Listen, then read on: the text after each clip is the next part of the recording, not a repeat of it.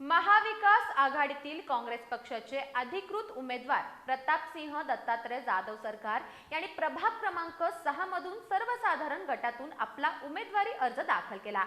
आपण या प्रभागासह कोल्हापूरच्या सर्वांगीण विकासासाठी कटिबद्ध असून जनतेच्या सेवेसाठी आपल्याला संधी मिळावी असं आवाहन त्यांनी यावेळी केलं।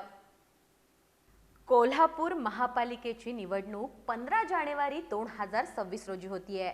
या निवडणुकीसाठी महाविकास आघाडीतील काँग्रेस पक्षाकडून दुधाळी परिसरात राहणारे माजी नगरसेवक प्रतापसिंह दत्तात्रय जाधव सरकार यांना प्रभाग क्रमांक 6 मधील सर्वसाधारण गटातून उमेदवारी जाहीर झाली आहे। दुधाळी पॅव्हेलियन हॉल इथल्या निवडणूक कार्यालयात आज काँग्रेस पक्षाचे अधिकृत उमेदवार प्रतापसिंह जाधव सरकार यांनी सहकुटुंब, सहपरिवार आणि समर्थकांसह येऊन आपला उमेदवारी अर्ज दाखल केला। कोल्हापूर शहराच्या विकासासाठी यापूर्वीही त्यांनी मोठं योगदान दिलंय। इथून पुढेही या प्रभागासह कोल्हापूर शहराचा सर्वांगीण विकास करण्यासाठी आपण कटिबद्ध असल्याचं यावेळी बोलताना प्रतापसिंह जाधव सरकार यांनी सांगितलं। फार उत्साहात आणि अद्भुतपूर्व आनंदी वातावरणात आज फॉर्म भरलेला आहे।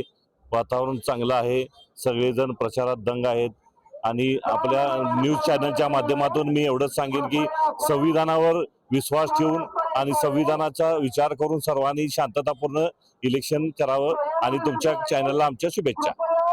कोल्हापूरचा विकास करण्यासाठी सुज्ञ जनतेनं प्रतापसिंह जाधव सरकार यांना भरघोस मतांनी विजयी करावं असं आवाहन प्रतापसिंह जाधव सरकार यांच्या पत्नी सरोजताई जाधव यांनी केलं।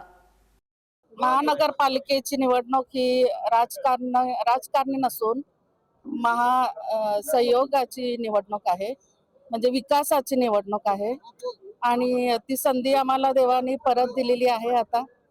आणि विकास आम्ही ह्याच्या मागेही केलंय आणि ह्याच्या पुढे संधी मिळाली तर परत करत राहू। असंच ती संधी जनतेने आम्हाला द्यायला पाहिजे आणि अशी ही मी विनंती तुम्हाला करते। यावेळी प्रतापसिंह जाधव सरकार यांच्या समर्थकांनी जोरदार घोषणाबाजी केली। यावेळी प्रभाग क्रमांक 6 मधील युवक, ज्येष्ठ नागरिक, महिला आणि परिसरातील नागरिक मोठ्या संख्येने उपस्थित होते।